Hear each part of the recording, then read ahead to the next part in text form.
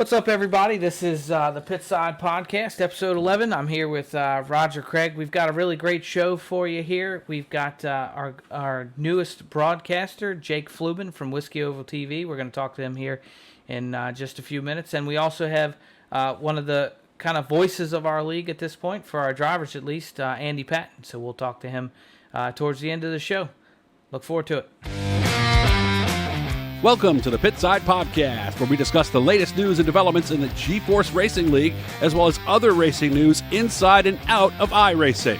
Now here's your hosts, the A-Lit Outlaw, Preston Cranmer, and Roger, the Bassman Craig.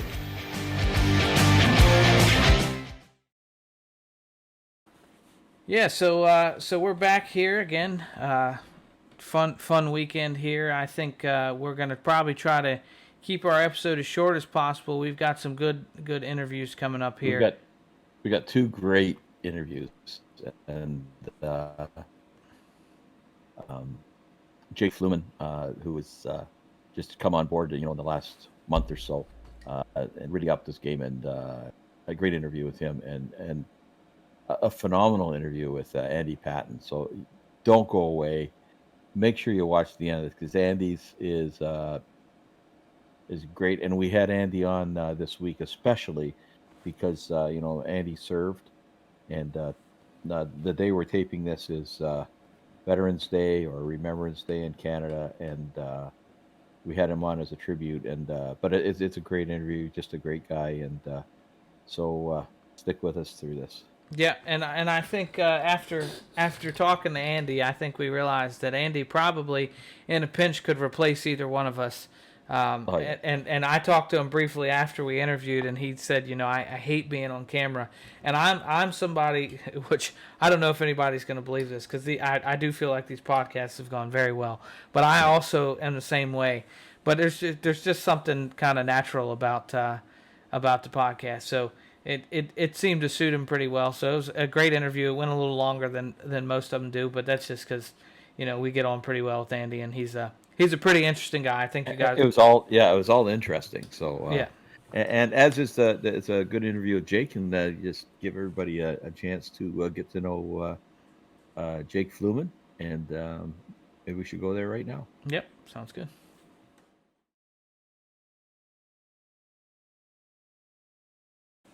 Well, we're really excited this week to have our newest broadcaster, Jake Fluman, on with us from Whiskey Oval TV. And of course, we'll have to find out the history of that name. And I knew Preston would be a big fan. Yep. So welcome to the podcast, Jake. Hi guys. Hey Roger. Hey Preston, man. I'm excited. Yeah, I was going to the fridge right between the race we just ran and doing this podcast, and I was starting to get a beer out of the fridge, and I was like, probably shouldn't do that. So I went to the freezer and grabbed the whiskey instead. Good deal. Yeah, man. Whiskey and Coke. That's my go-to drink. Now, where did that name come from? Is that give us a little history there? I have no idea, man. I just like whiskey, and I like oval. I like oval racing, so Whiskey Oval, and then just gotta throw in the TV there. So that's just how it came about. And so, how long have you been broadcasting? Been broadcasting, I think, for about 4 months, maybe 5 months tops. But man, just kind of took off. Page really blew up, and man, I just been having a whole lot of fun with it. Yeah, you've really got some chops for only doing it 4 months. I'd have guessed you'd been doing it years. In fact, I hadn't had a chance to talk to Roger about it, but I didn't know if you had some like real life experience or something. No, I have no life experience. My favorite way to watch NASCAR races is actually muting the TV and listening to the PRN guys and the MRN guys. Same thing with baseball, man. Just the baseball broadcasters, how they describe the wind out in the outfield and the uniforms, stuff like that. I just absolutely love. So that's how the broadcasting thing came about. I thought you were going to say that you turned down the NASCAR race and do it yourself.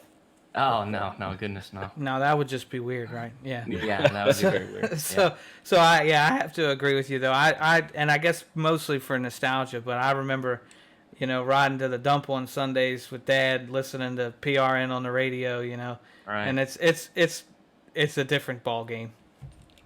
Yeah, it is, man. Just how those guys call it, and all the descriptions that those guys use, man. You can just use your imagination and just go with it. For sure. So, how long have you been in iRacing? So I started iRacing probably about 2 years ago, but then I took I was also in college, or I was just now coming out of college, transitioning, to a new job and moving out of state from Oklahoma to Texas. So I kind of got away from it, but since this whole quarantine thing, a lot of guys jumped back on during the whole quarantine COVID stuff. So that's when I started getting back into it. Now, are you racing at all too, or you do just broadcast? Yeah, so I race quite a bit, just official races and stuff. Monday nights is when I race, so I don't broadcast or nothing. I'm pretty dedicated to a league on Monday nights. It's a NASCAR asphalt oval You can give them a shout out. race. It's It is, competing against our Monday night. They give yeah, them a shout Monday out. night. It's on LSR TV. You can watch us. It's a No Limit Racing. We just started the chase, and I was the top 12 making it into the chase, and I was luckily to be the 12th guy to make it in. So. We just had our first race in Las Vegas. I was doing real good, battling for top 5 with 3 laps to go, and got caught up in a really bad wreck. Yeah, that's how it goes. I know the feeling. Yeah, for sure, man. But yeah, it's been fun. iRacing has really improved over these last couple years. So, do you predominantly? I mean, it sounds like when you race, you predominantly do asphalt. Do you predominantly broadcast asphalt racing as well? No, I don't really like broadcasting asphalt. Dirt track is where it's at for me. That's just what I really like to watch on TV as well. But dirt track is a lot more exciting than asphalt is. Oh yeah, it's Yeah, it's high it's sort of more intensity, right? intense. Yeah, exactly. And at asphalt too. I like to broadcast. Wednesday nights I broadcast with Doug, and I absolutely love it. But most of the time I broadcast by myself. So doing asphalt by yourself, you really got to ramble a lot, and I just don't like to ramble. I really like to call side by side racing and be as descriptive as I possibly can. And dirt track is where it's at. Well, That's amazing. Roger, Just for- Roger and I can relate, right? So this happened last week too. Roger and I yeah. have been stepping all over each other, but Roger and I can relate. We have broadcasted. We have a Roadrunner series that runs on Sunday evenings. It's a Skip Barber road course, and Roger and I were racing in it as a team. We have like a constructors championship like F1, and we were racing it as a team, and we were absolutely terrible. We sucked. And we said, well, we like to be part of it, but there's no point of us being on the track. So we said, you know what, we're going to just broadcast it. It's one we don't, if we do it ourselves, we don't have to go out and find sponsorship, right? We'll just do it. And we got 3 races in, and I told Roger, I was like, man, I just can't talk that much. Like, I can talk a lot, but finding when it's road racing, it's all spaced out. We've got Steven Spies and Bobby Rafferty at the front who battle for most of the race. And then everybody else is, there's 15 seconds between everybody else. And there's just nothing to talk about. And it's just, I couldn't do it. Yeah, for sure, man. Asphalt oval is one thing, but man, when you jump into some road course racing, that is a whole different ball game of talking and not so much. I don't want to use the word rambling, but yeah, you really got to fill in some time there. We call it making shit up. Yeah, I was gonna say you really got to do some research. So you got some subject matter to talk about ahead of time. But we're sprint racing. Like for you, just being in 4 months and the job you're doing on sprint racing, which is like so intense. That's incredible, man. That's awesome. Oh, much appreciated. Thank you. Yeah. So we're gonna give you a chance to make some friends and make some enemies here. So you've been working with us for I think is it 6 weeks now? 5-6 weeks. So are there any drivers who have stood out to you, like as the big guns in the Elite League? Yeah, I mean the guy that won tonight, he stands out about every race. Brandon Schultz. I was gonna say wasn't Schultz. sure, but that had to have been Brandon Schultz. Yeah. Brandon Schultz always does. Sabeski is always in there as well. There's a couple more guys I can't think of their name right now, but about the halfway point, you kind of start seeing the regulars slowly move their way up. It doesn't matter where they start, if they had a bad heat race or and they had to start way back in the A main. But yeah, about the halfway point, you usually start seeing those regular guys move up and up. Oh, and so that would make sense why, because about halfway is when I started falling back. Yeah. That's when I usually start slamming the outside wall, or start getting tired, or start thinking about something else, and that's when it usually goes downhill. Yeah. So, racing background. So we can get into one thing here. You're an Oklahoma boy. Right. So as soon as you say Oklahoma, first thing that comes to mind is Chili Bowl. So how many Chili Bowls have you been to? I've been to, I think, 8 of them now. I've been to. It may be 9. I know it has not been 10 yet, but I'm pretty sure it's about 7 or 8. So my birthday is January 8th, and the Chili Bowl is always ran, I think, that second week of January. It's in the Quick Trip Center, or the Expo Center, I guess what it's called now. And yeah, so it's usually snowing around that time too. I've been to a couple of them where it's just completely snowed on the ground, and when we're doing some dirt track racing inside. But yeah, I've been to quite a bit of them. I've been to the Swindell whenever he won the 3 in a row, I think it was. So that was very cool to see. And the last few with Chris Bell and Kyle Larson have been spectacular. Yeah. Kyle Larson. I know he blew his engine 2 years ago, and then he finally was able to capture it last year. Yeah. Yeah. So I remember the interview they did with him after it was the year Christopher Bell won 3 times, and they interviewed Larson because he was right there, right? And man, he was like, I've never seen Kyle Larson so like beside himself. It was devastating, right? He was really pushing for it, and it's always him and Christopher Bell, so it ought to be a good show this January. Yeah, I think it was Ricky Stenhouse Jr. I think it was him. He said, the Daytona 500 is like the pristine race for a lot of those NASCAR guys, but for a couple of them, the Chili Bowl is their pristine race. Well, Larson, that is the number 1 race that they want to win. Larson said that on the podium this year about there it is then.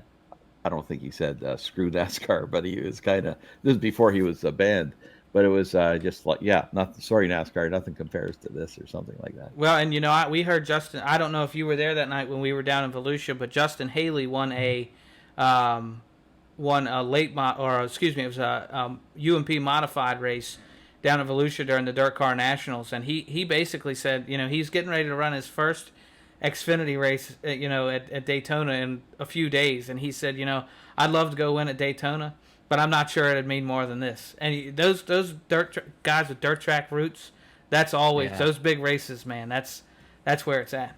So I think I was telling you, Jake, earlier, and geez, I'm trying to remember his name. You know me and names, Preston. But there's a Ben Coolsh, but it's his dad. So we got a father-son that race, and the son is serving in the military. So he's all, and then they get in the track and they can race together. But anyways, his dad plays the anthem on the horn at the Chili Bowl. Oh, so wow. you've probably seen him. For the big race, he plays trumpet, I think it is. So I think it's trumpet as well. Yeah, he's in our league, so that's kind of cool. Yeah, absolutely. That is cool. Let's see if we can get him on a live broadcast. So hey, speaking of Chili Bowl, Preston. Yeah, so I guess now's as good a time as any, and actually I was just talking to Jake about this a little bit too. But as under the umbrella of Epsilon Sprint Wraps, I am going to be running a Chili Bowl Nationals of some sort in January, right around the event. There's still details to come. It will likely be a one-day event, but a long day. So hopefully that'll make it a little bit easier. I know when we ran our charity event through G-Force, I guess it was last week, or I don't know, time's flying by at this point. Yeah. But the week-long events can be a little bit hard for some people. So I'm going to try to do one big event, where we might have 4 or 5 sessions in a day.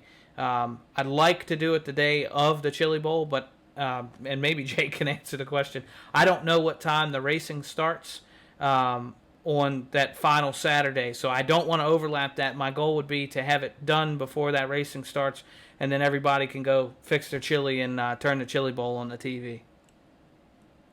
Yeah, the Chili Bowl, these last 2, maybe 3 years they've been televised now for those C, B, and A main events. So the A main usually kicks off right about midnight Central Time. So about 1 o'clock Eastern is when the A main starts to roll. So it's pretty long Saturday for sure. Yeah, and so that's another thing, and we'll have to find out if Tony Stewart's doing the track prep, because whenever Tony Stewart does the track prep, it takes just a little bit longer. I know he gets it good, but you get a lot of shots on TV of Tony pointing at things, telling people what to do. Yeah, they do, and I noticed after the C main they work the track, and then the B main they work the track, and they do some driver intros, and they do that for the C, B, and A main. So it really kind of drags out ever since they televised it. But yeah, there's like the last year I went to it, I was there for 5 hours, and they raced 3 times for the C, B, and A. So it's a very long event. Yeah, well, and if I'm not mistaken, I think it was this past year where they actually, maybe it was in between days, they actually were having some trouble with the track, and they got in contact with iRacing. Yeah, Because last iRacing year, I had think. come in and done a scan of the track, and they couldn't figure out why they were having trouble in one of the corners or whatever. I don't know if it was like with water bleed or something like that. And they got a 3D scan sent back to them so that Oh, they could wow. figure out where to put more Yeah. dirt on the track. And I Yeah. mean, it really speaks to. I know there's some things that aren't super realistic about iRacing, but there's some things that are unbelievably realistic. You know, if they can repair a track based on that, it's crazy. Pretty cool. So hey, Yeah.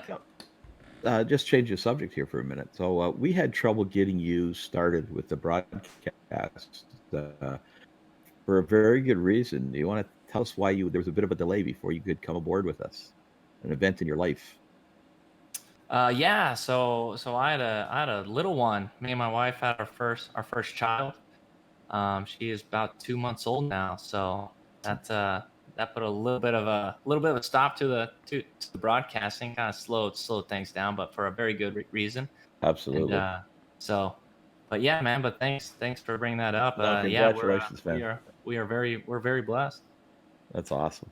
And that's one thing you'll find is we try our best, and I think you probably noticed it by this point, to be a community league, and we have a Facebook page just specifically for getting to know your other drivers and stuff. Yeah. So feel free to slap some pictures in there sometimes or whatever.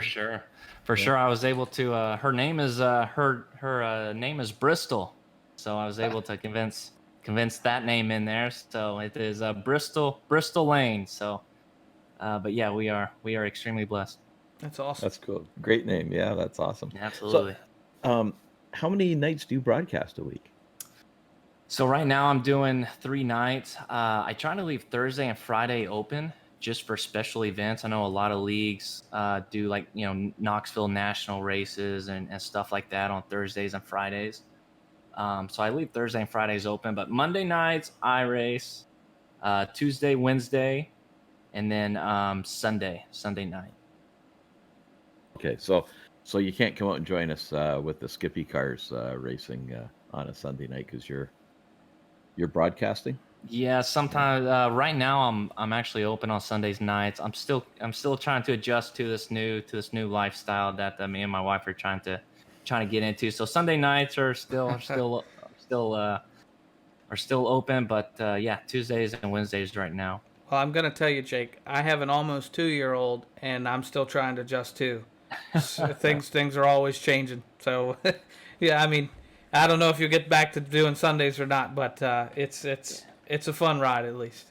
Yeah. Yeah. Well, road course racing is what I do on Saturday nights. I actually race a shifter cart on Saturday nights. So road racing I really like. The CR8 that iRacing has now put into the simulator has been an absolute blast. I've been loving the Corvette.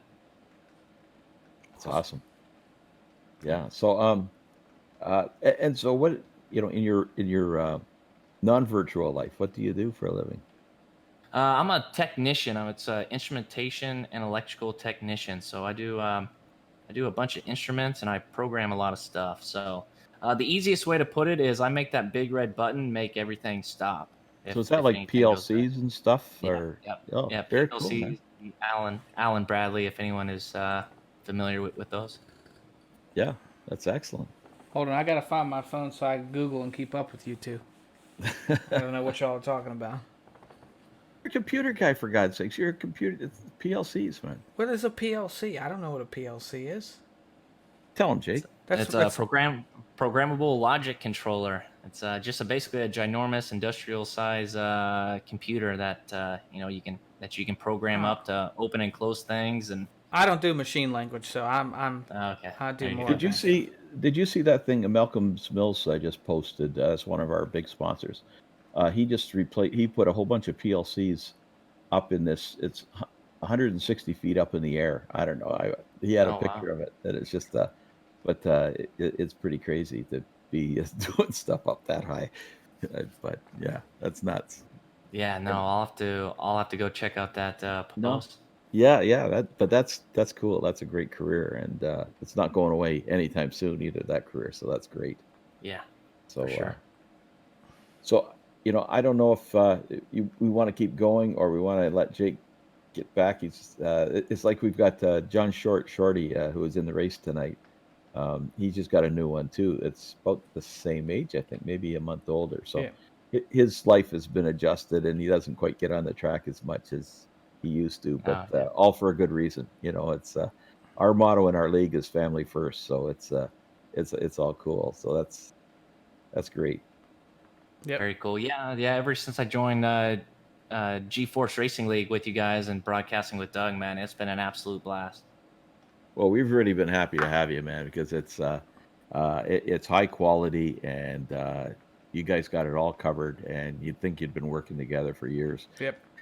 Still can't get over you've only been doing it for months, so it's only going to get better. It's hard to believe. That's great. Yeah, I sure hope so. I put a lot of thinking into it. I probably think about it a little bit too much at work instead of instead of thinking about work. So, but yeah, I mean, I've upgraded my PC quite a bit to bring that quality, and same thing with the internet. And but yeah, man, I just absolutely enjoy it, and it's been a very fun ride. Well, thanks for coming on. We really appreciate it, and we'll have to have you back again. And the only one we're missing now, we've done Doug. We got to get Joe White on here one night, and we're really happy with the broadcast teams we've got. It's all good quality, and I know we get good feedback, especially on all you guys broadcasts. So just thanks for coming on board with us. Really appreciate it, and I love watching. I go back and watch the broadcast because they're excellent. Oh, very cool, man. We'll appreciate it, guys. Thanks, Roger. Thanks, Preston. Next week, Wheat Sports, man, for Wednesday night, man. That's gonna be we're screwed. That's a love-hate relationship. So it's a very you go down the straightaway. You go down the straightaway, and then you take a left turn down the alley. It's awful. It's gonna be terrible. So I don't know if you realize, Jake, but Doug Elkins raced there one year at Wheat Sport, so he's got an inside perspective of the track. Yeah, I know he was saying right there at the end of the stream that he lives like 15 minutes away from Wheat Sport. Yeah, so he's a broadcast there, I think, and but he also raced there, I think, one season. So and his daughter races, but I don't know if she's raced at Wheat Sport. But anyways, I as soon as it came out, I bought it, and I got the 360. I couldn't even get it out of the track. It's kind of like what do you call it, Lernerville, where you bang into the guardrail trying to get out. Well, I couldn't turn it right to get on the track. I had to back it up. So I don't know. It's either me or a few other people said the same thing. So it could be a bit of a gong show, but we'll find out. Yeah, I practiced for about 5 minutes, and then I found that big ramp right smack dab there in the middle of the track, and I just see how fast I can go and hit that. That's what I've heard. We have a very similar tradition at Lernerville. So as a team, right, we when the race is over, you finish that last lap, and then you go off turn one and see who can go clear the billboard at just off turn one, and then you clear the map. So if you're ever broadcasting that and you see all the Kreitz Racing guys going off the track at the end of the race, that's what we're doing. Yeah. Or I always try to hit the boats. See if I can hit the boats down in the gully. For sure. All right, Jake. Well, we appreciate it, but awesome, it was guys. great to meet you like this, and we look forward to hearing you next week and try to salvage the the broadcast on Wednesday for what might be a really rough race. We're gonna find it. We're gonna find out how good Jake is next week with That's Weed right. Sport, covering all those cautions. Yeah, good deal. Next Wednesday, Weed Sport, 9 o'clock Eastern, man. So, but yeah, I will. I guess I'll talk to you guys then. Talk For to you sure. then. Thanks a lot. Thanks, guys. Thanks. Yeah, so that was a pretty great interview there with Jake. It was good to get to meet him. I'd gotten to speak with him briefly. I know, Roger, you've had a little bit more chance to speak with him. I'm handling some different things on a race night basis, but Jake's a pretty interesting guy, and I think we mentioned that we're going to be getting Joe White in to do an interview at some point too. I don't know if Joe knows that yet. But hopefully he's watching. I think he watches these. I also have an idea. I think at some point we should take Joe White, because Joe Backus, who knows when he'll be around. No. We should take Joe White, Doug Elkins, and Jake. If we're busy, we'll just throw them in here and let them run the podcast. They don't even have to know they're doing it, because I can tell you, Roger and I have both gone into the broadcast room after a race with them, and an hour goes by like it's nothing. I mean, they talk for a living, so who can blame them? But but it could be a little hard to get away sometimes. So those guys will be our fill-ins when Roger and I decide to take a vacation. Those guys will fill in. When you get in, especially with Joe and Doug, you get in the room to try to say something. It's hard to get a word in edgewise. Those guys are just jabbering. Oh, I know. I'll hop in the room. So there's been a couple of nights where Roger has been, off driving or something, and I'll just go check on them before a race starts. And they have it covered. And that's a great thing about everybody that we've had broadcast for us. Once they get one down, they get it covered. But I'll go in just to check on them, and they'll be in there talking about something. They don't even know I'm there. Like, they have no clue. And I'm like, and finally, and Doug is usually the one that catches it. He'll go, "Oh, I think Preston's here," and so then they'll give me a minute to talk, and then I'll tell them whatever I need to tell them. I leave, and I know they go right back to whatever they were talking about. That's pretty funny, but they would make great fill-ins, I think, if we ever have to leave. So we've got, I got to say, one of the best interviews. We've had great interviews through. I think. I'm sure everybody enjoys it because you're getting to meet the different drivers in the league. But this next one is extra special, I think, especially on this. Well, it's on this. You're seeing it on Sunday. We recorded it on Veterans / Remembrance Day, so it's special that way. But it's special anyway. So you got to check this one out. Yep, and so we're going to go talk to Andy Patton right now, and it's really a privilege because Roger and I both consider Andy a good friend of ours.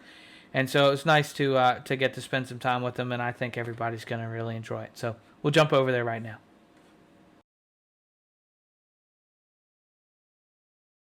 All right, everybody, we're back here, and we've got our good friend Andy Patton with us. How you doing tonight, Andy?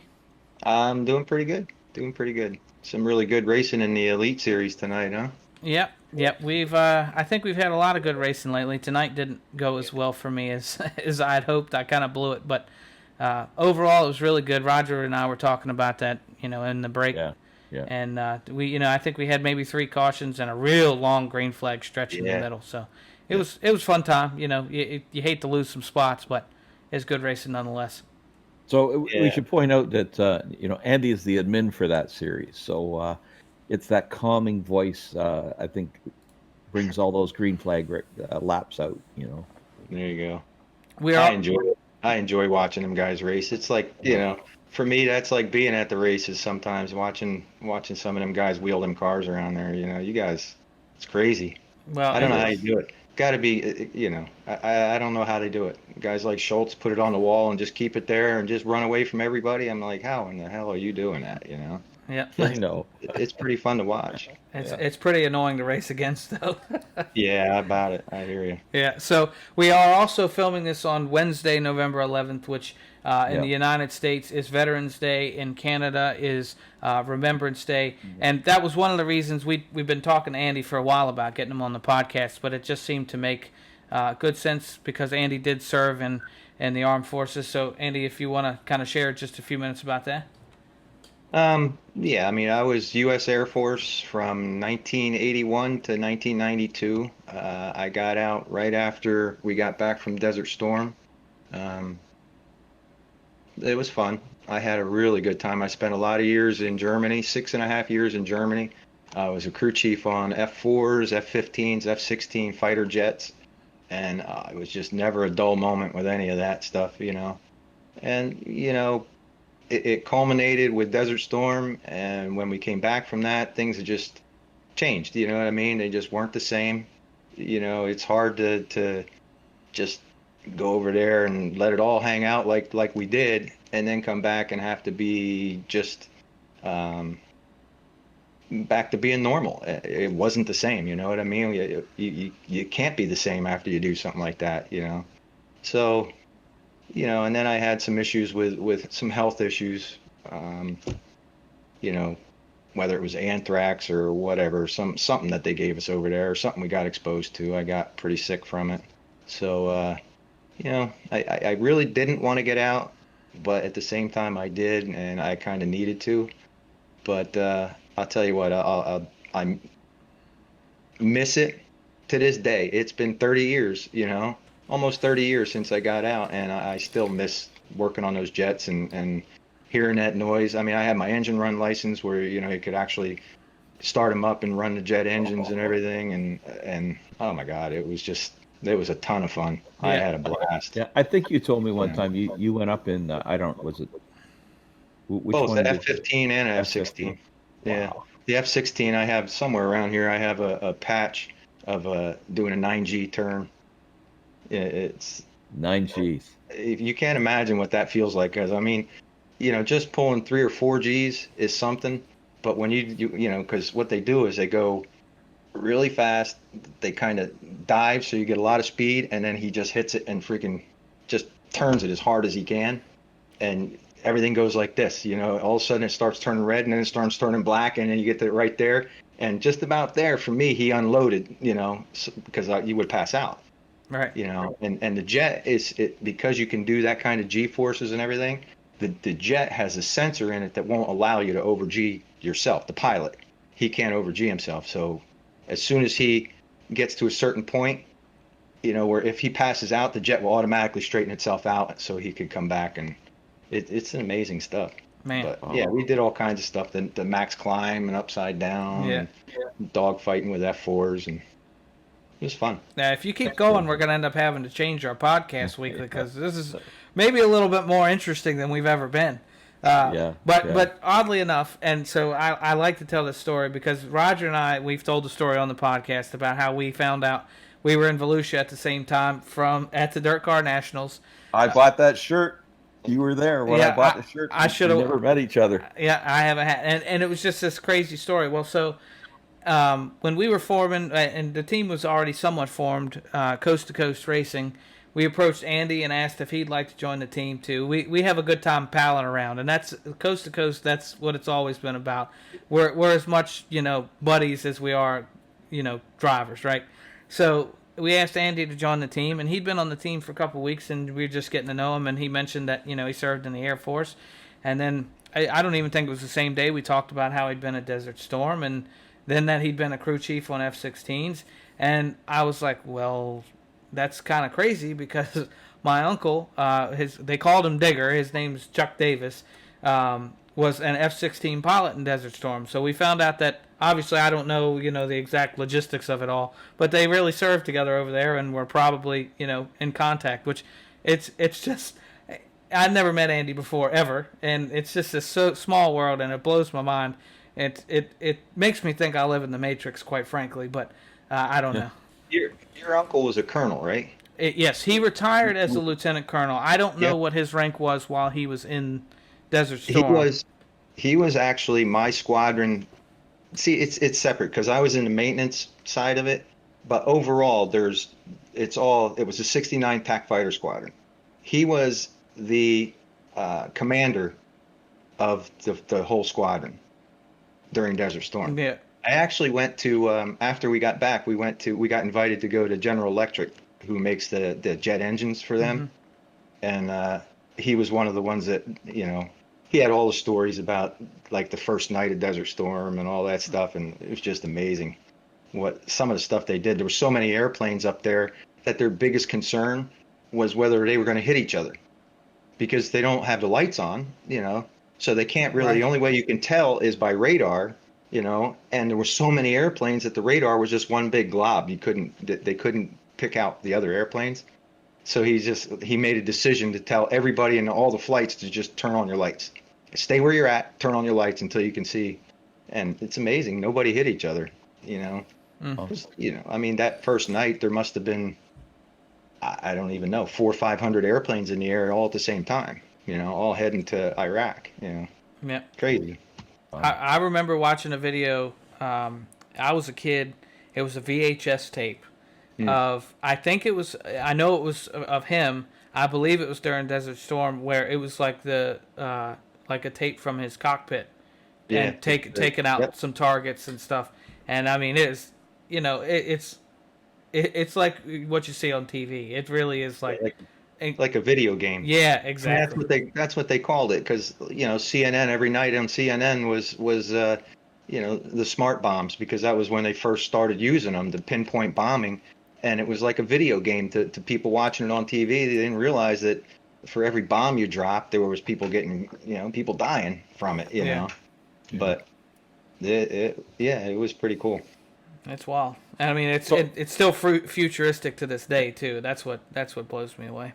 I think we got to have Andy come on again just to get into this more. Like we could be talking about this all night long here. It's just fascinating. It wouldn't be hard for me, I'll tell you that much. No, so I think we need to do that. But we should cover off some other things. Well, the one thing just visually here is I see some mounts on the wall there that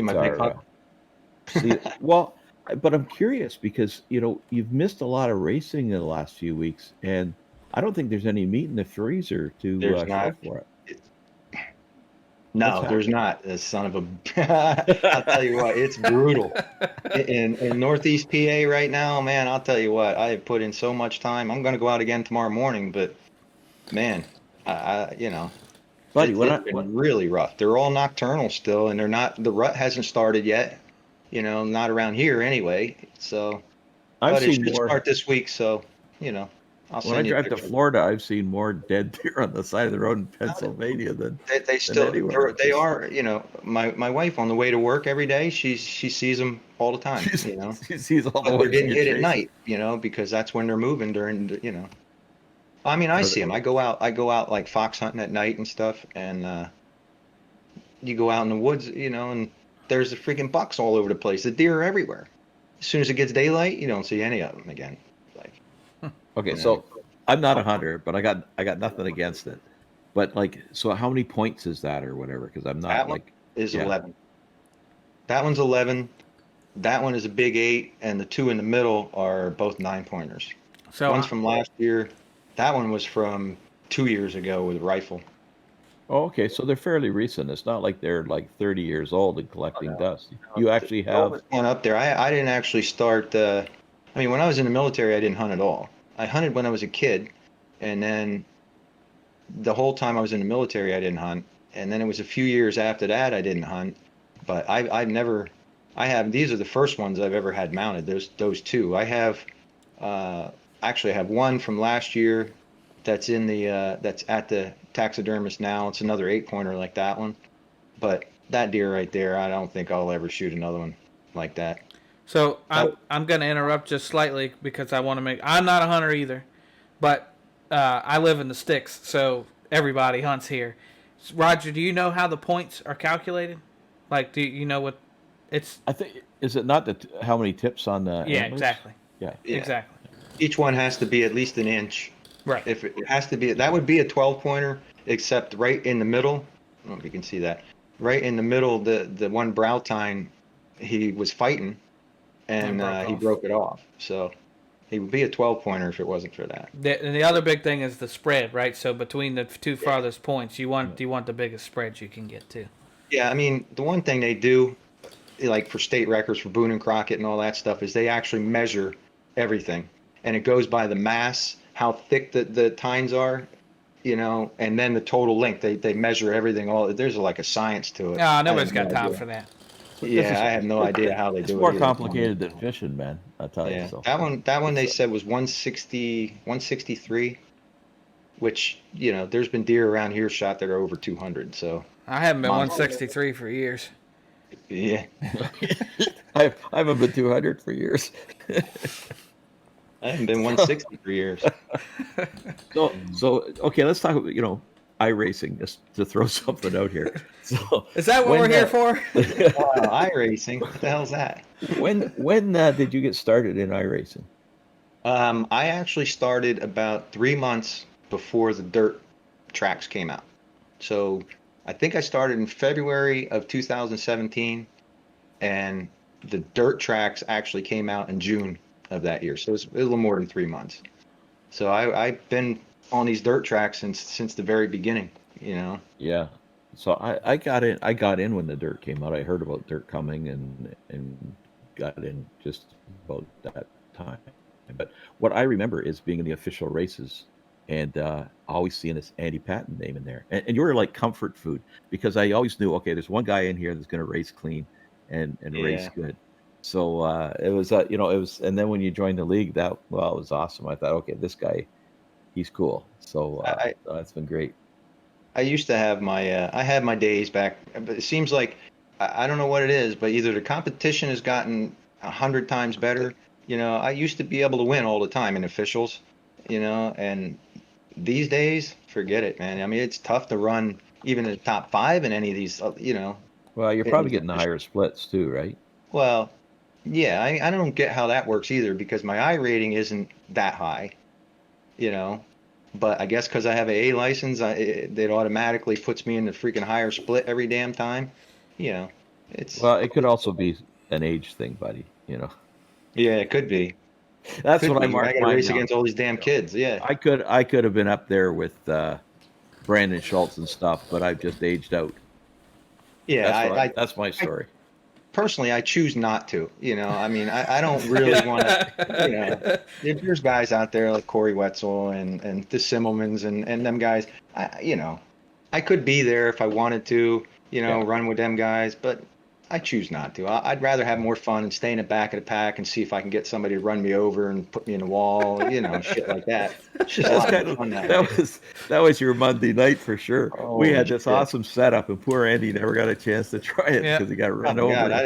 God, 3 races. I don't think I got 8 laps in any of them. No, actually, I did. In the feature, I think, because I started dead last. I started last, and I was up to, I think, 10th or 11th or something like that, and bit me again, man. It just seems to be the way it's happening. I know. Yeah, I know. How you gonna do? No, you ran good. You ran good in Gauntlet. I did. I just needed a little bit more. If I hadn't bounced it off the friggin' wall, I think I might have been able to run up there in the top 5.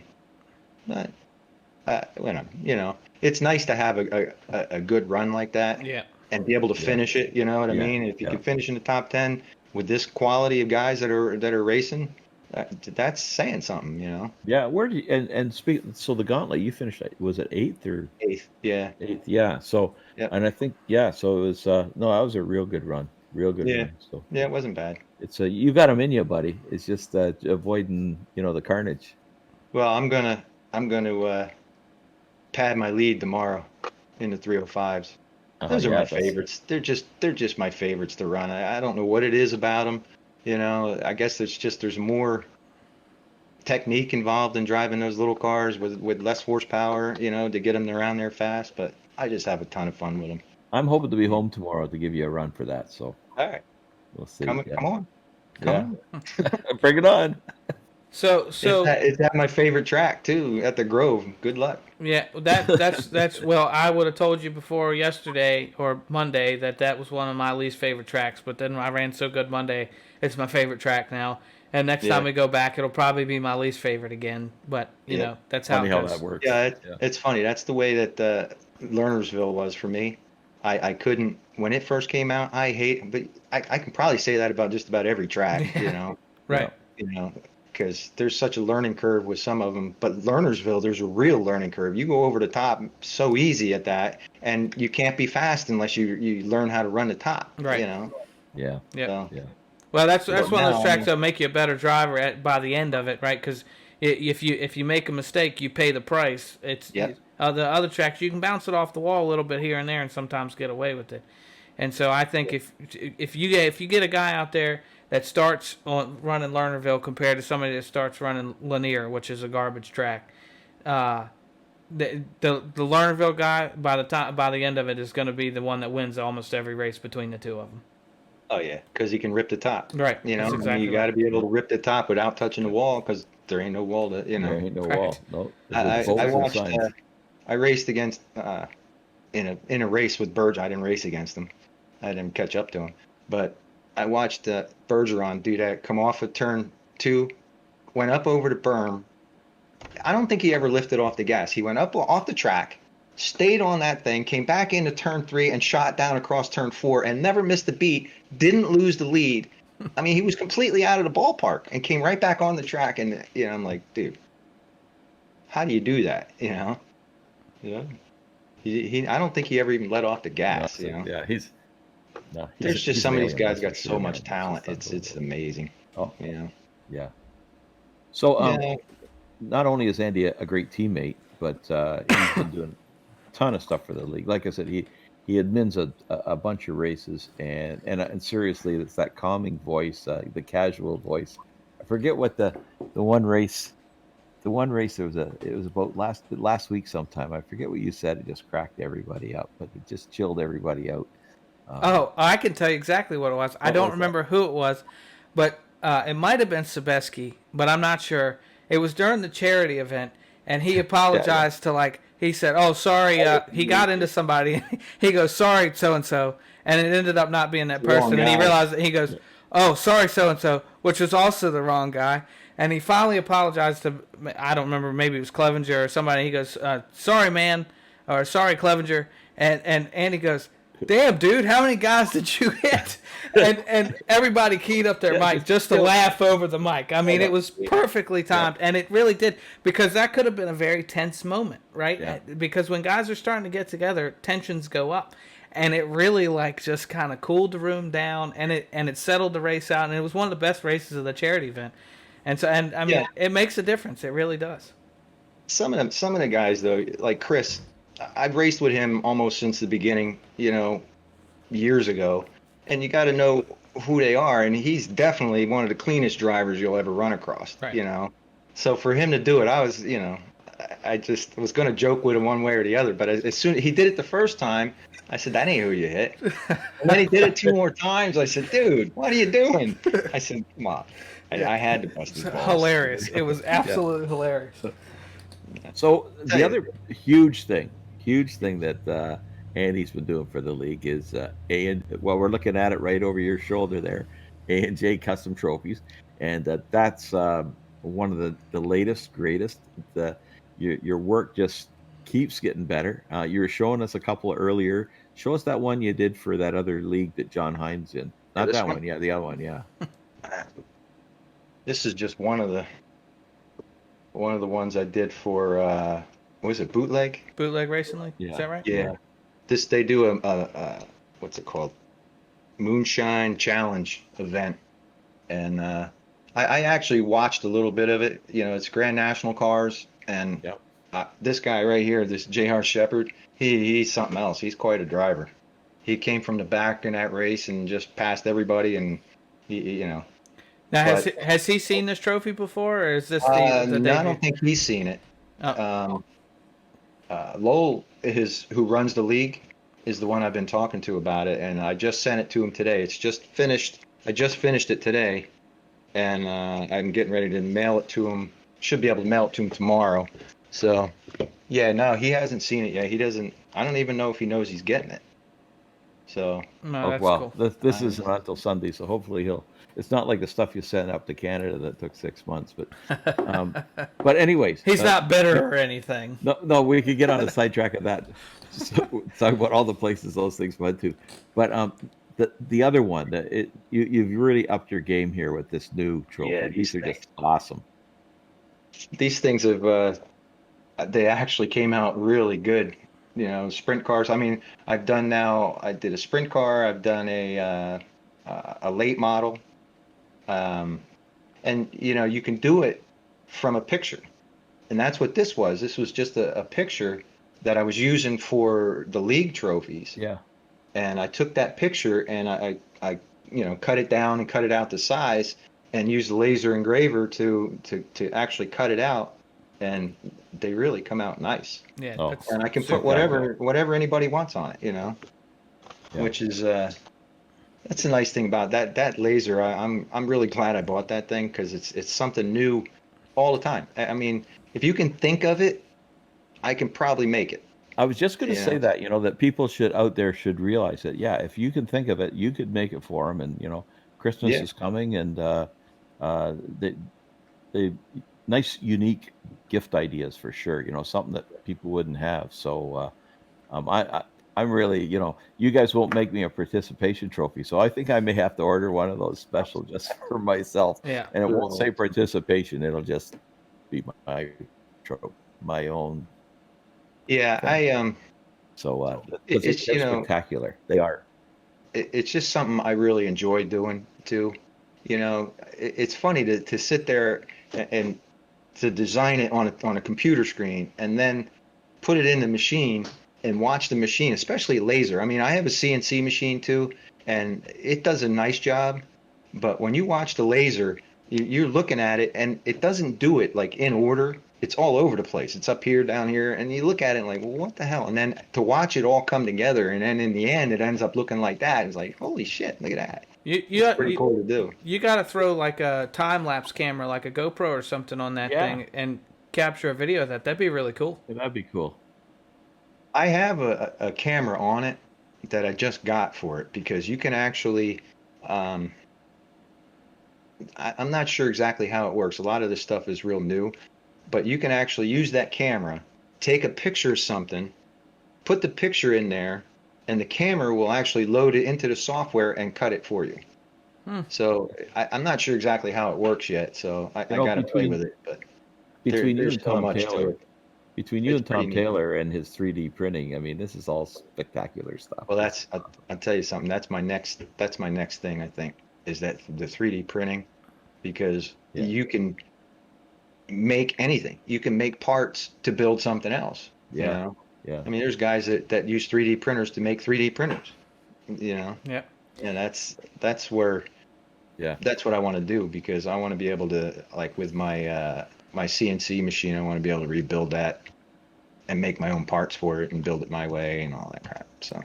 Well, and so it's you're right. 3D printing has always intrigued me, and I probably have told this story on the podcast before, but I'm kind of forgetful, so I'll just repeat it. But one of the things with my job, I get to go to CES most years, and they always have a big 3D printing section, and we actually visited a booth who had some parts there that Joe Gibbs Racing had designed. Oh yeah. They're like drive shaft pieces that they would machine in a 3D printer and test the design of the part by putting it on the car, because the plastic they use it's rated for so much to be so strong. They throw it on the car. It was good for maybe 60 laps or something like that before it would fail. So they'd go out and take 25 laps, and then they'd take another one that they shoot. The thing might have been printing while they were taking the first 25 laps, and then throw another one on there. It's absolutely insane. And now that you can, they have the meltable material, and so you can print movable parts that are already put together. They print them in one solid piece, and then you dip it in hot water, and the meltable stuff goes away, and you've got interlocking pieces that can't be broken apart. I mean, it's absolutely insane. It's right now, the technology, I think, is still fairly expensive, but as it gets cheaper and cheaper, machining things is just going to get so cheap, it's going to be unbelievable. And you're talking about tolerances down to the 10,000s. Yep. You know what I mean? So for cup cars and guys like that to make their prototypes. I mean, I don't think they can build anything yet that'll. Well, they probably can off a CNC machine. They probably take that same part, the drawing for that part, put it on a CNC machine and make it out of steel. But it's going to get to the point where they're not even going to have to do that. They'll be able to build it right off right off a 3D printer. Just throw it in there, put it on the car, and it'll last. Yep. I mean, that's the key to it. They got to be able to last that kind of, 500 miles. Yeah, it's a heat issue mostly. Pressure. Yeah. So before we go here, because I mean, we can't be here all night, but Preston, you always have your question. Yep, and I'm gonna ask it. So, right.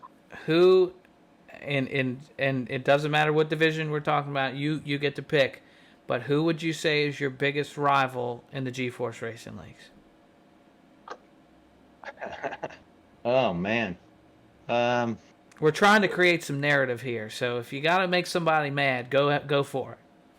Who's my biggest rival? Yeah. That's hard to say. I don't know. I gotta have to say Greg Boydell.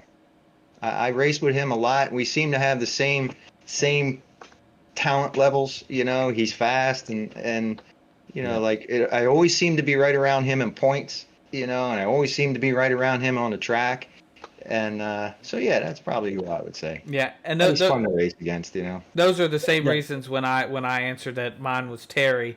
It's the same thing. We always find each other on the track. He might start at the back, and I might start at the front, or the other way around. But by the end of the race, we've probably spent 10 or 15 laps battling against one another, and I can see that there for sure. Yeah, Greg's a good choice because Greg's been around the league since the very beginning, and probably races more races than anybody in the league. So and Andy's always in a lot of the other divisions. So you come across, and I know I come across Greg, and he's just that much quicker than me. So it's he's younger than me. That's the problem. So, but yeah, exactly. It's a cop out. That is an absolute cop out. So we're gonna have Greg on in the next few weeks. Hopefully too. So the call out has been issued. I believe Greg will be on next week, if I'm not mistaken. That's the plan. Before Joe Backus. Yeah, before Joe Backus. Yeah. And Andy can tell you Joe is a real person. Before you get Joe Backus on here again. Yeah. What's that? I was saying Andy can confirm, and because I have some concerns that our general viewer thinks we've made up this person, Joe Backus. I mean, it seems like he's not a real person. If anybody has questions whether Roger and I are making things up, you can contact Andy. He will tell you that Joe Backus does exist. He's a real person, and so Andy can confirm that for us. I'm not sure I can. I mean, I only see him, and it seems like every time I see him, or I talk to him, one of you two is never around. So is he a real person? Yeah. Or, okay. All right. All right. Well, now the conspiracy theories are out, and we're going to be here for another half hour. No, Joe's a good guy. He really is. Yeah, but he just is not big on podcasts, apparently. No, I can't. If he does exist. Well, it's been absolutely awesome having you on. In fact, I think you could probably be a regular with us at any given week. You're coming back, Andy. You'll be back. I've thoroughly enjoyed this. I'm sure everybody else will too. We really appreciate you coming on, buddy. I had a blast, man. Yeah. No, you got to be one of the most popular guys in the league, absolutely for sure. So, it's fun. I mean, it's a great league. I've been in a lot of leagues, and this is by far the best run, best quality of driving or racing of any of them. I'd like to be doing a little bit better. I'd like to be able to run up there. I'd like to get in the Renegades at least, but my God, you can't run 12 laps a night and expect to get into Renegades, Well, hold on. If we go back 2 seasons ago, you had qualified for Renegades, and you chose because you were admitting them, and so you said no, I'll stay down, and so you're your own worst enemy in that case. Yeah, and now this competition, season, I'm not going to get there. I don't know. I do like I like admin in it, so it's just as much fun to do that, At least you're doing really well in the Rebels. I'm struggling to stay in the damn division. I'm not. I'm 13th or something. Well, I like was 19th. 12th or 13th, and I think I'm going to drop again now. Well, probably. Oh yeah, after So, this Monday, yeah. but Well, we're all Rebels, everybody's gonna drop come Monday. we were talking about that Monday night. The quality of the guys that are running Rebels even now, is really. I mean, there's a lot of good guys. All Yep. You know top 10 drivers every night or every week are really good quality drivers. I'm looking down, in the Raiders division even, and if I was down there now, I would have trouble getting out of it because that racing has improved dramatically this season. Yeah, so it's And it stinks for Okay. us as drivers, and I have to, I guess, be careful because I was fortunate enough to get into Renegades early, and it's easy. It is easier to stay where you're at than it is to move up. I mean, and it should be that way. But I mean, it really speaks to what we're doing. I mean, it individually it's tough to swallow, but man, is our league killing it? I mean, and we really are. I go into officials occasionally. I don't race them a whole lot, but I do typically, for whatever reason, I run into other drivers from our league, and they are always at the front of the field, always. And I think that's one because we attract the right kind of drivers. But two, I think people improve by racing with us. I really do, and it's very exciting. But I mean, I struggle even Rebels, to crack the top 10, consistently to be able to run in the top 10. But I can usually run officials, and I can run in the top 5. I mean, again, that's tiered. You're not, if I'm in the top tier. I'm usually not up there. Sometimes, it depends on the track, but the quality in this league is way up there. It really is good. Yeah, it's awesome. It's awesome. Yeah, for sure. Well, Andy, we'll let you go, buddy. But thanks a lot. And like I said, I mean, you can come back next week if you want. It's been a lot of fun. No problem. Thanks, man. Yep. I had a blast. Take care. Yeah, it's been great, buddy. And thank you for your service. I know everybody will echo that sentiment. Absolutely. But we greatly appreciate it. We have a handful of guys in our league that served, and we want to say thank you to them too. There's not enough words to say that would do it justice. So, just thank you. I want to echo those thoughts. I mean, I say the same thing. Thank these guys for the sacrifices that it takes to. I mean, people don't realize what's involved and getting deployed all the time and being away for years at a time. There's that's quite a sacrifice that people do. And yes, it is. And the fact that it's all volunteer, there's nobody there that doesn't want to be there, and that says a lot for young people in our country. Yes, it does. I think you brought you made a good point that it's not just a sacrifice they make overseas; it's the sacrifice that they've made when they come back, and it's still. Yeah, I mean, things change. You get when you come back from overseas, you're usually. I mean, it depends. I mean, like there's peacetime overseas, and then there's wartime overseas. I mean, if you go to Afghanistan, or those guys that went to Afghanistan or Iraq, or they're not going to come back the same. And the thing about it is too, you can't just. It's not just them.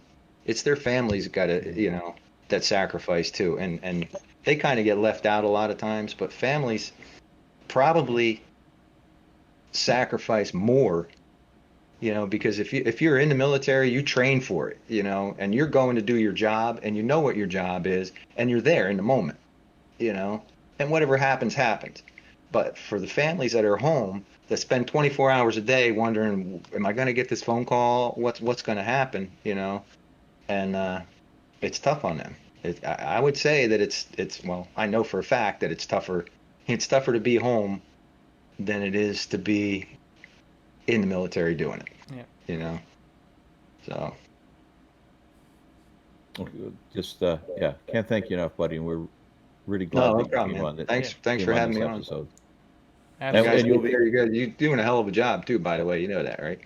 You really put together a terrific league, and it's a bunch of good guys in it. I'm happy. It's the guys that make the league. Guys like you who admin and do all the other stuff and the trophies and all that stuff. It's just amazing, really, the group of guys we've gathered here. So, kudos. Keeps it enjoyable. We'll have you back, buddy, for sure. All right, man. I'm going to come back with my next buck. There you go. I'll send some pictures to you. Sounds good. Hopefully tomorrow. I'm going to go to bed now and get up in 4 or 5 hours and go out in the woods. Appreciate it, buddy. Yeah. All right. Good luck. Good luck with Bambi, buddy. Yeah, I'll get Bambi. Bambi's next. Let me tell you something. If I don't find a buck, I'm going to shoot Bambi here pretty soon. I got to have some meat. All right. Have a good one. Okay. Take care. Take care, man.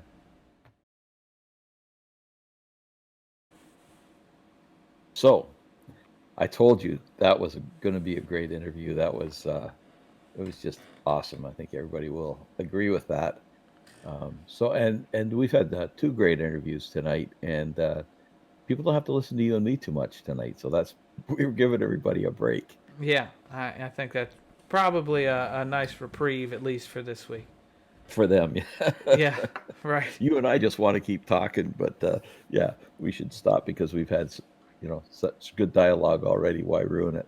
That's right. But just before we go, though, I just want to point out we're running down. They're getting to the end of the season. There's only 2 or 3 weeks left. Everybody, keep an eye on your IL. This is it's that time of year or time of season when you want to make sure you don't drop a division because your IL is too high. And a reminder that Raiders is 0.250, Rebels is 0.225, and Renegades is 0.20. So if you want to move up, if you're in the top 5 or whatever, you want to move up, that IL has to be at the level of going up, and you certainly don't want to be higher than what your league requires, or even if you're in first place, if it's high, you're going down. And attendance too. Make sure you show up. The guys that show up all the time get rewarded. So with the better racing, and that also applies to the elite division. So they're going through what the other divisions went through, a bit of a struggle as it kind of gets settled in that you got to be a little more conscious of driving a little more carefully and backing off, using that other pedal that's called a brake. So just be aware of that in the next couple of weeks. And the other one I just want to throw out is, we're starting to plan our schedule for next season. So we're looking for sponsors. We can't broadcast without sponsors. So if anybody out there is, looking to help out the league, that would be a great way of doing it. Then approach me or Preston, and we'll get it all straightened out for you. So again, it's been a great week and a great week of racing, and looking forward to next week and next week's podcast as well. Yep. And just, I do want to back up just briefly because I want to make sure everybody understood, because I wasn't sure at first until you explained it. So if and I'm going to use you as an example because Roger's in Rebels, if somebody doesn't know that. If Roger was in the top 5 in Rebels, in order to move up to the Renegades, he has to have the IL of what's required for a Renegade. So that's a 0.20. So as long as he's got a 0.225, he can stay in Rebels. But in order to complete the transfer up into the higher division, you have to meet that requirement. And Roger did say that, but I'm more clarifying for my own sake than anything, but just to make sure everybody understands that. That's obviously only going to affect 5 people per division, but it's important to know how that works anyway. Well, the going down part can affect a lot. Yeah. Like right now, I know before tonight's race, the elite division, there's 10 guys in the top 25 are over 0.25. So there could be a massive change there. And, that's we're sticking to our guns. So you got to drive more carefully. Now, a lot of that was because of bull rings they were on earlier on. But, there's no excuses now. Everybody knows what it's about. Everybody's gotten used to everybody driving with each other. And, so just take note of that. Yeah, and I do think Elite. I mean, I think if you went back and you look at it, I think the ILs are slowly ticking down. They just need to tick down faster, right? Yep. And yep. so it's definitely gotten better. Tonight was some great racing. John Short and I had a great battle for a while, and then Jack Clevenger and I actually had a great battle. I think he had some contact early on, and he was able to kind of move his way back through the field, and then I hit him. Luckily, I didn't take him out. I took the worst of it. I felt pretty bad about it, but it's getting better, and yes, it is. So we want to encourage that too. It's not doom and gloom, but it's a real concern because we've got to stick by our rules, and Roger and I have talked about this. Renegades used to be in a very similar situation where we were experiencing lots of cautions, and we had to come up with a plan. And it's really where the review committee kind of came from too, and we have some systems that are involved in that to make sure that we were putting out quality racing. And I don't think that there's anybody out there that would tell you that there's a better league as far as the quality of racing than Renegades right now, and that's our goal for Elite. We need to get it there, but it can't be instantaneous. So we need help from the drivers because that makes it faster. And Elite, they had 5 cautions. I think they've been averaging 5 cautions, which is not good. Our other divisions are 2 or 3. But having said that, I think the last race before the charity race was caution free, and tonight I think there was only 2 cautions in 30 laps. It was 3. Oh. We had 2 real quick early, and then 1 right at the end. Yeah. But still, I mean, it happens at the beginning and the end of the race, right? It gets crowded, so. So it's going in the right direction. I was looking over all the numbers last night in all the divisions, and I mean, like a majority of the guys are all, there's only like 2 or 3 here or there that they could move down. You hate to see it. So right. Anyhow, that's my lecture of the week or whatever bad cop thing. So, but it was a great episode, and we'll have to have Andy back again because we could have talked all night. Yep, I think you're right. We won't, like you said, we're not going to drag this out a whole lot. I do think you're onto something. I think we need a bit that's Roger's lecture of the night, and so you can pick something each week to pick on everybody about, because quite frankly, we probably need to do that anyway. But we appreciate everybody watching. It's been fun as always. Thank you to Jake. Thank you to Andy. And thank you everybody for watching. The support we get from everybody watching is incredible. It's nice to get messages on Sunday afternoon, from people saying it's a great episode. Comment on us, chat with us, right? I know we don't do this live. Roger and I aren't good enough to do this live, but we enjoy reading your comments. So as you see something you enjoy in the show, please or don't enjoy. Yeah, let us know. We want the feedback. I don't really want that feedback, but I guess Roger's a masochist like that. So Anyway, thanks for watching, guys, and we'll see you back here next week for episode 12. So before you go though, if you want to have my, this used to be Coach's Corner in hockey and all that stuff. So this could be Old Miserable Bastards Corner in our session for when I do that. Yeah, you could do that. I know Coach's Corner didn't have the sweetest ending, so just maybe play your cards a little bit more carefully than Don Cherry did. Anyway, exactly. Have a great Sunday, guys. Go watch the Masters. If you're watching this in the morning, go watch the Masters, and then we'll see you Sunday night for the Skip Barber series, the Road Runners. Yeah, come out and join us. It's great. Thanks, guys. Take care.